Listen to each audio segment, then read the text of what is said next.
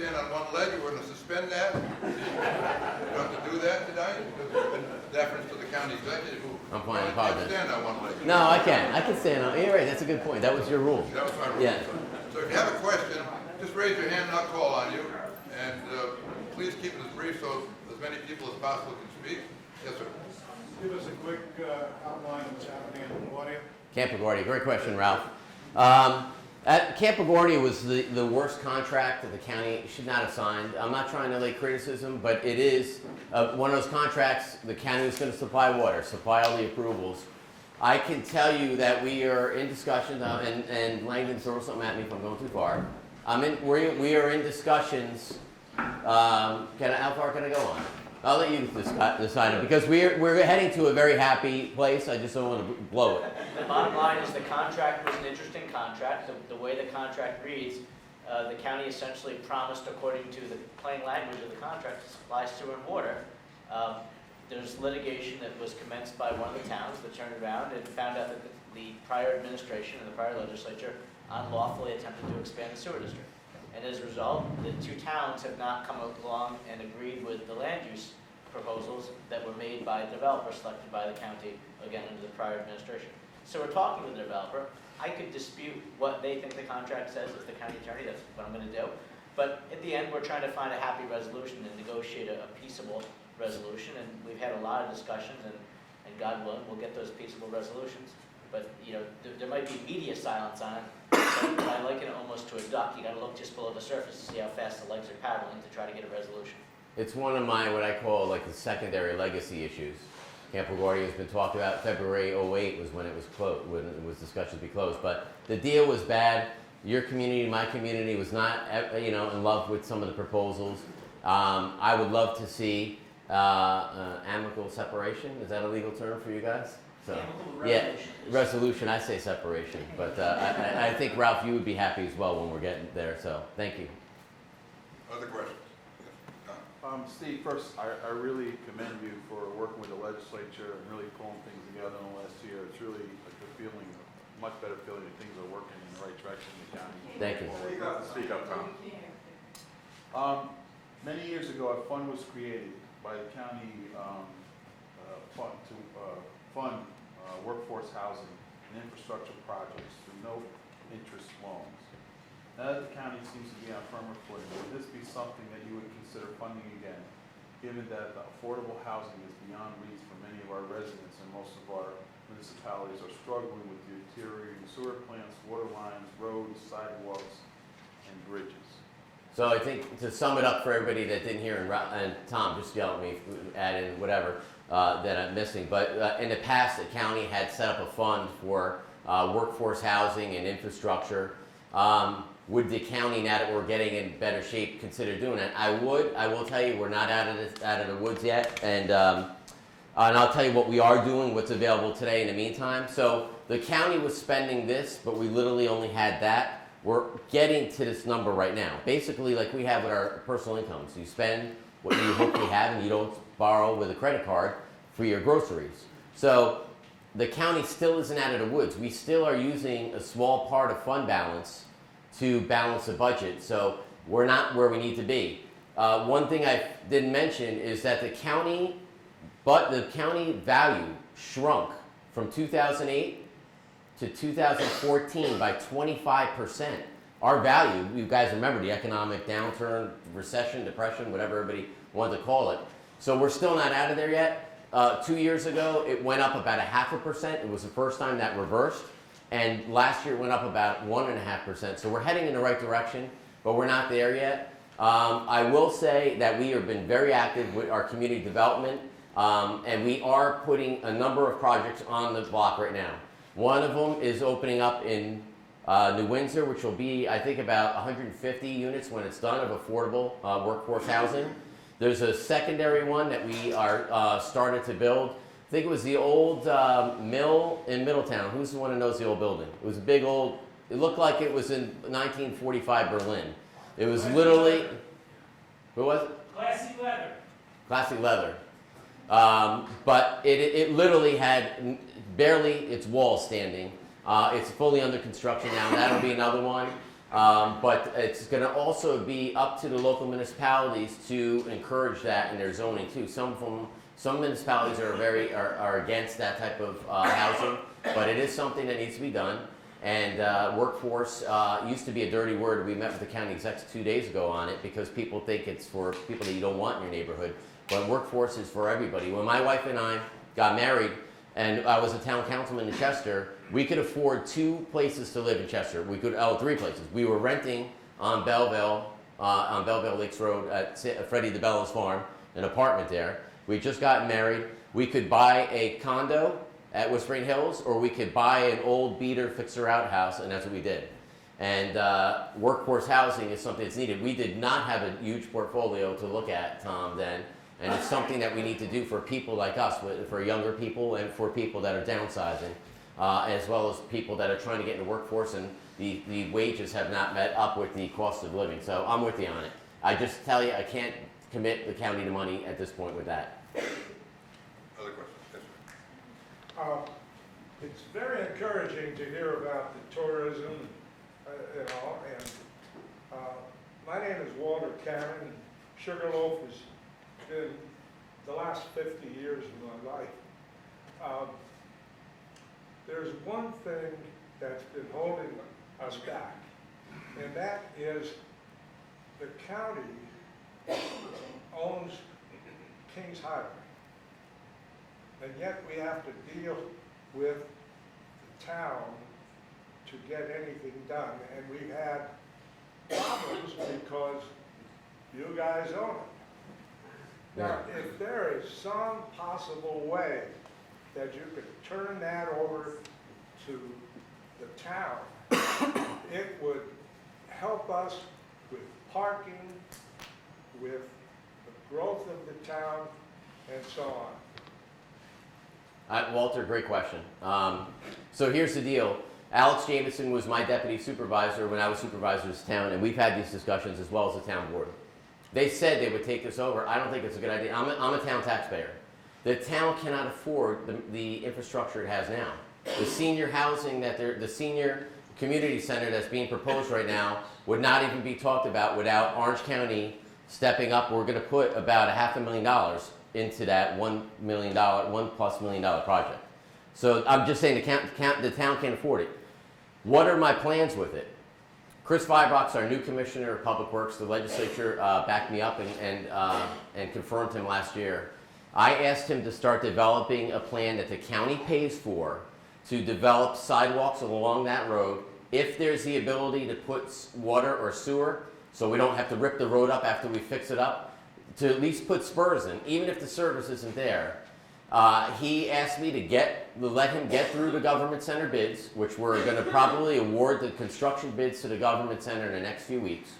And that'll be one of the next projects on his list. I just don't think the town can afford to do it. And let the county do it. If the town wants to take it over and the legislature says, you know what, let's get rid of it like we get rid of our bridges, we might do it, but I just don't know if they're going to have the money to do it. The local municipalities have less borrowing power and less spending than the county does, and we have money. The IDA, the Orange County Industrial Development Agency, is sitting on $7 million right now. $7 million that should be utilized towards economic development. We can apply for money from them. They're giving money for the Heritage Trail extension. They're actually putting up money for that. They could also help us with doing improvements to Sugarloaf and get that done. I will just tell you that I will give Chris Vibrock a break until he gets this thing awarded in the next month or so, and that'll be one of his next tasks. We've talked about it. He's from Monroe, and he just asked me to get caught up with the infrastructure that had been neglected for so many years. Thank you. You're welcome. I'm Walter's note. I'm the Sugarloaf Chamber President. I was just elected this past month. How will we know to follow up on that? I have spoken for own personal use. We own the business Scarlett's Way in town. So I just met him Right. myself and spoke with him. But how will we know? Will he let us know? How can we stay on top of it? Is my question. What I would recommend, and I'm the boss, so I don't think they're not going to do it without me. So what I'm telling you is I'm the boss, and I'm not going to let that go the other way. I would recommend what we did, I think like 8 years ago, unfortunately. We've been talking about it and did all plans and studies. I would have my planner, Dave Church, who I have 100% faith in. Dave probably knows more about this than any of us. He's been involved from the beginning. Okay. Chris Vibrock, yeah, Dave's in the back. Chris Vibrock, our Commissioner of Public Works, ordered a new deputy. Both of them are both young, aggressive, professional engineers, and they are more than capable, along with Dave, to make that happen. The third spoke, or whatever you want to call it, that I need in this group, besides your group, I need you. I need the county attorney's office to solidify any type of easements. And with Public Works would also come water and sewer. Even though it's not ours, I'll probably have the town of Chester and some of the movement people be on as consulting, but it's not a crisis. And to me, I'm not worried with the money as much as I am about just getting everybody together and getting the plan moving. Okay. But I would need, Nick Singoli was my contact back then, Okay. and of course, Rich and the rest of the gang here. So I would like to probably get together, maybe a forum like this, maybe Nancy can accommodate that here because it's close by, or somewhere near there, maybe the old barn cider if it's open with the new owners in. It won't open until June. Oh, then that won't happen. We'll do it sooner. Caesar will give us, we could have dinner at Caesar's. Israel's, yeah.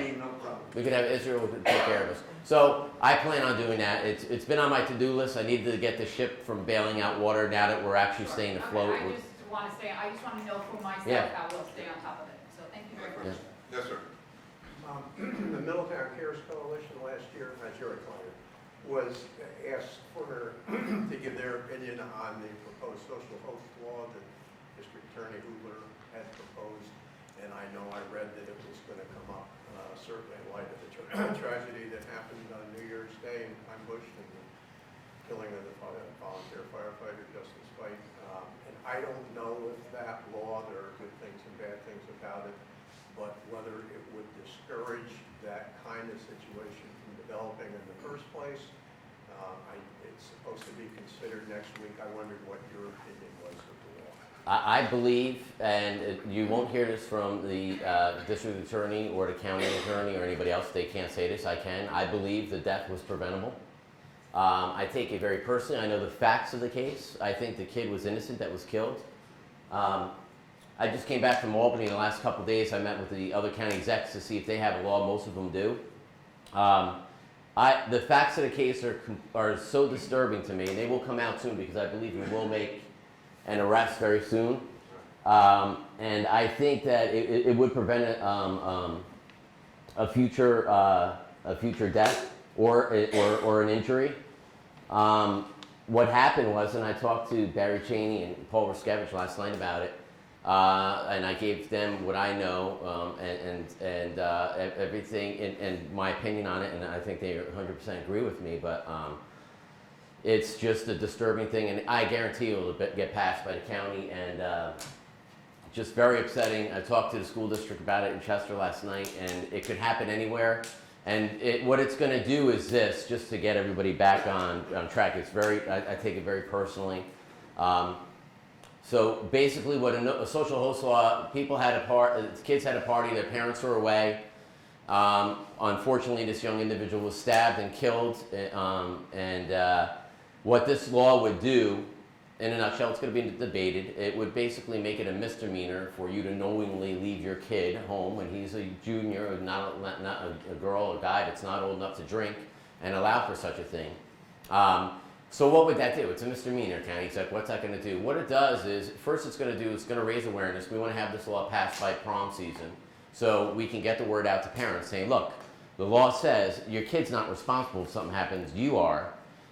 You could also get sued civilly. So in my opinion, and so there's a lot of lawyers in the room, if you get hit with a misdemeanor, maybe it's going to be used against you in the civil court. But it definitely, at the end of the day, if it does one thing, it raises awareness so parents will second guess before they do it, because it's a tragedy. I don't think anybody intended this to happen, but you have to be responsible.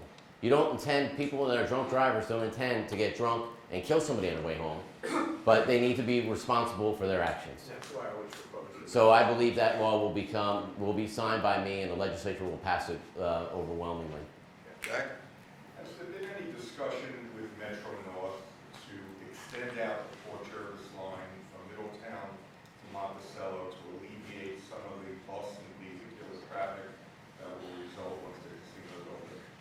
I don't believe it, and I can yield to our MTA expert to my left. I don't believe that it will happen. I had a conversation because I thought not that question was going to come up, but I thought the question was going to come to have a spur to Stewart Airport.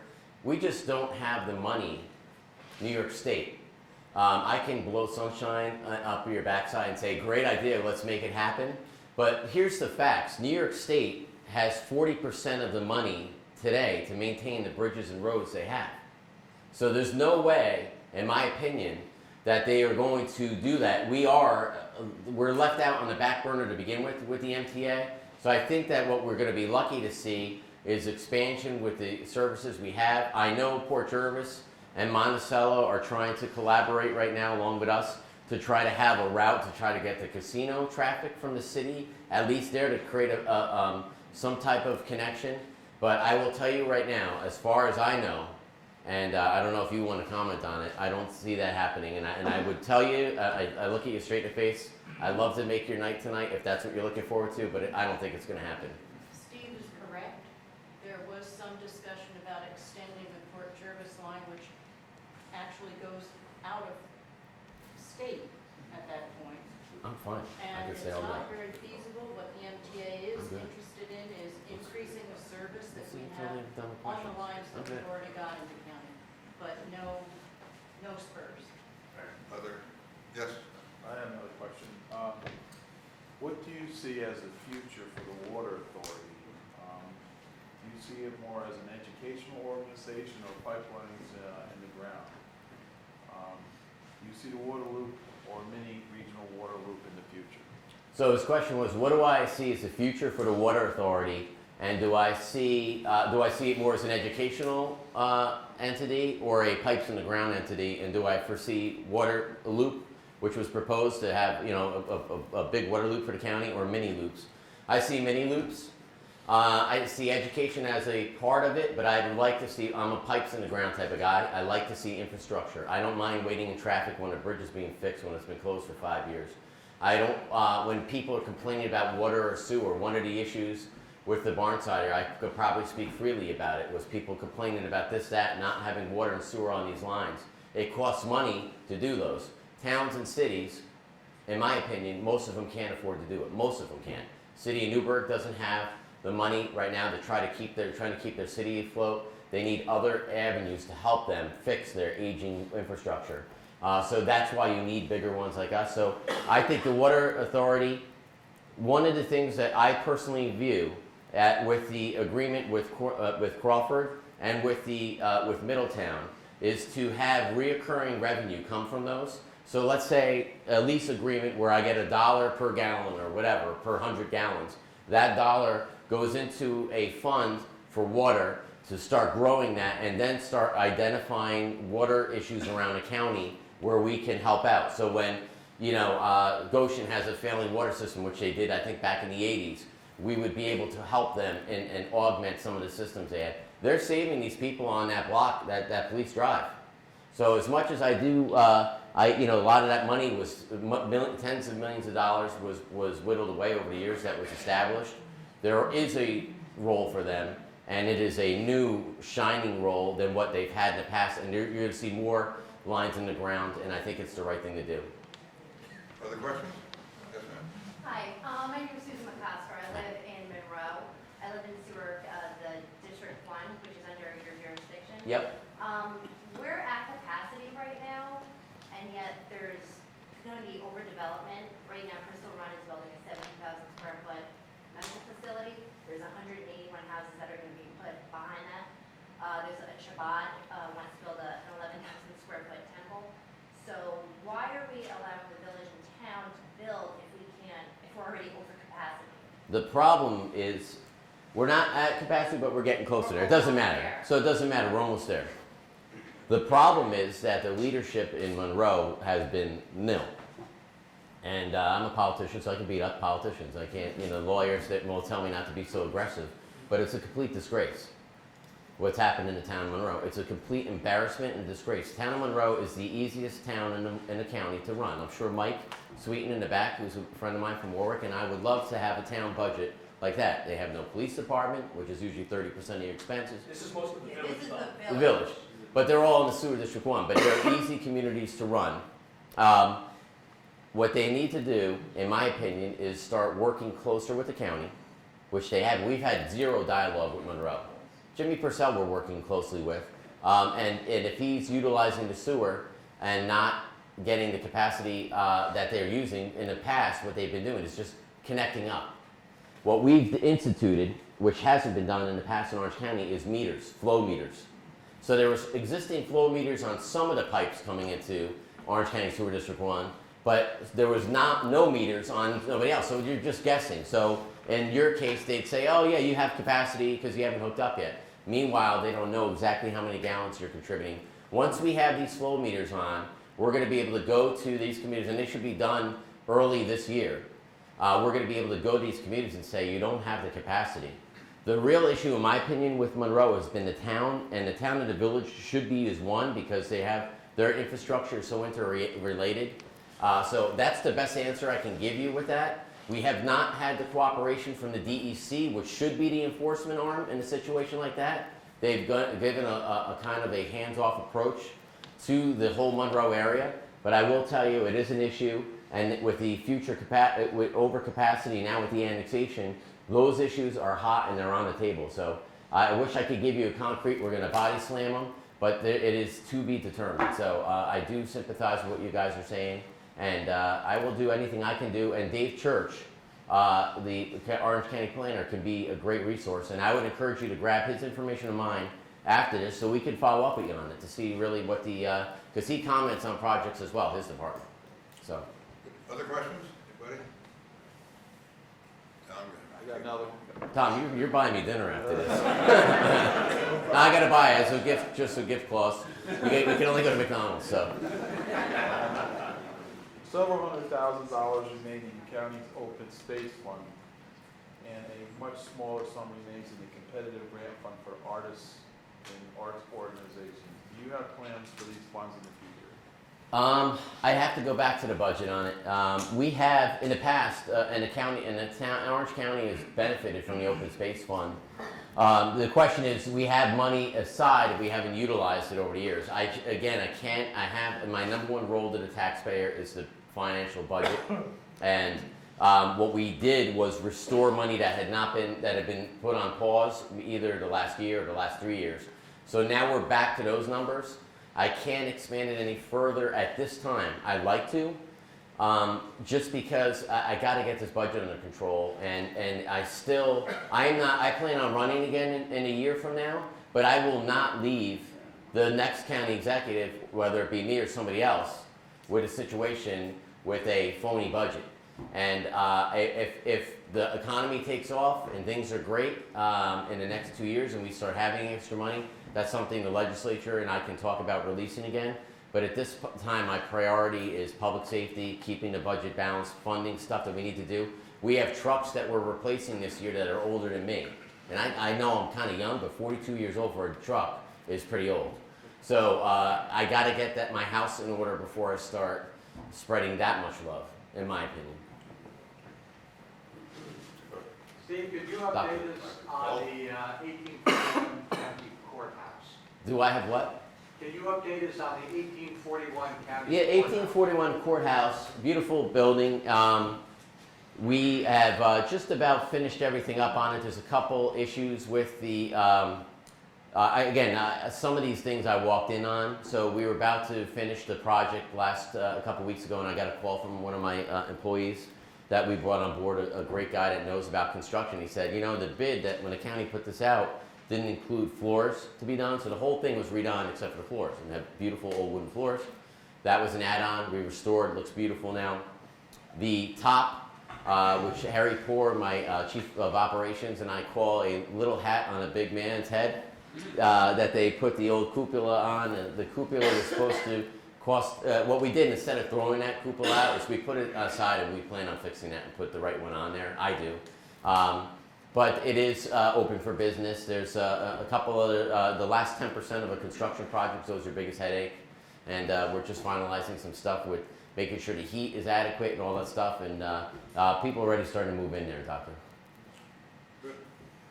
Yes, ma'am. I'd like to know about available grants. I have been to a couple of local workshops. Can't remember the name of the specific grant. I think it's called consolidated funding, where a lot of government organizations can apply for grants, of which a lot of the plans in the Sugarloaf revitalization plan would be eligible for. But we are local residents, the CDC, and various people involved in trying to, move ahead with these projects. And if we could get some government help to find out how to apply for these grants or get the support for these grants or find out how to connect to get these grants, some of the money in the grant money could go to towards the program that we've already started. Do you have any guidance or any connections that would help us in this arena? Back when we were talking about this, and it started before I was a councilman, there was always talks to make improvements in Sugarloaf and the roads and the sidewalks and some of the infrastructure underneath there. It was Nick Zingoli, Richard Logothetis, yourself, everybody writing your own grants. The town would help here and there. We get 5 grand here, 10 grand there. What we really needed was Orange County, and I'm not beating up the county. It's not your priority, and they have other things they're doing. There's a lot of things that we can talk about, other ways to spend money, but you have to stick to what your priorities are.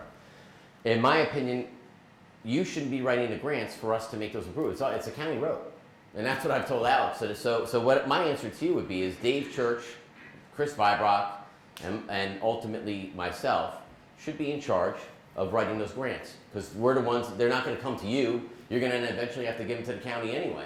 And it literally, I remember when the road was being paved, I think Nick Zingoli and I were in the street, and the county was only going to pave like 2 feet in, and we wanted them to pave 5 feet in so you could park, and there was all sorts of aggression, and I was a young punk councilman that might have been taking the shot at a higher office in the future. So, and Nick was a loudmouth guy, but we got it done. And we are now, I believe, where we need to be, and you got the people where you need to be. You have me as your county exec, you have John Vero as your legislator. I think your town board is good. I know them all personally. Republican, Democrat, whatever they are. I think we have the team there. The county is now out of the fiscal doldrums, and we can make that project happen. And if you're still the Chamber of Commerce, as long as you guys are all one group, or whoever, if somebody has everybody's contact, if you can keep that group together, Dave and Chris Vibrock, and I would love to sit down with you and start the ball rolling. Give us about 30 days to close the book on this big chapter with the government center, and this will be our next step. Right. There are, we have a new project. Ours was a new project. I'm currently dealing with your office now. I'm getting it deeded back to your county. But we have a piece of sidewalk there in front of our store. So there are sections where there are some sidewalks in level, but we just get it all. Anybody else have a, yes? Yeah, regarding the power plant that's going to be built in Wayanda. Yeah. There's a lot of concern about health and environmental risks. What is your response? I'll give you a good. This is going to be a new issue facing the county. Not a new issue. When I came in, this plant was vetted by the town board, the town planning board, everybody had given it a green light, and it sailed through approvals. Now that it's under construction, it's reached even a higher, a lot of people in that area were against it from day one. I believe that it's fully under construction now. They do have a lot of legal rights, and I know people in the room say we have legal rights too, and we do. I think, I personally think that it'll end up happening because it's gone through all those regulatory approvals at this point. Do I sympathize with the people? Yes.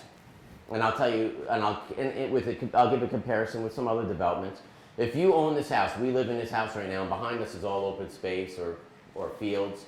We can expect a house to be, we can expect or should expect a housing development sometime if we don't own it to happen. We don't own the property, it's not preserved for open space. Maybe it's zoned commercial. We can expect a commercial strip mall to be built there. The CPV plant is a little bit out of the ordinary, and I can see where a lot of people are concerned. It's got environmental concerns. Some people are wrong on the issue, some people are right on the issues, but there's a lot of concerns out there. So I believe that there is some type of happy medium that can eventually happen. I don't believe legally, from talking to lawyers, no matter what happens, they believe that this ship has sailed. It's on its 3rd appeal. with the attorney that's suing it right now. So, you know, again, like I told this gentleman here that would like to have the train going to Monticello, I don't see this thing being stopped right now. Anybody else have a? We do have a forum in Warwick. Absolutely. To talk about the CBD. So it Isn't it doesn't- Saturday? I'm sorry? Isn't it Saturday or when's it coming up? Wednesday. Wednesday night, yeah. 20th, 7 o'clock. Yeah. at 7 o'clock at the Sanford Hill School. If there are no further questions, I want to thank everybody for being here, to be an engaged group of people. Thank you all. About your government center, and thank you, Steve, for. Thank you. a great presentation. It was great to see you. Thank you.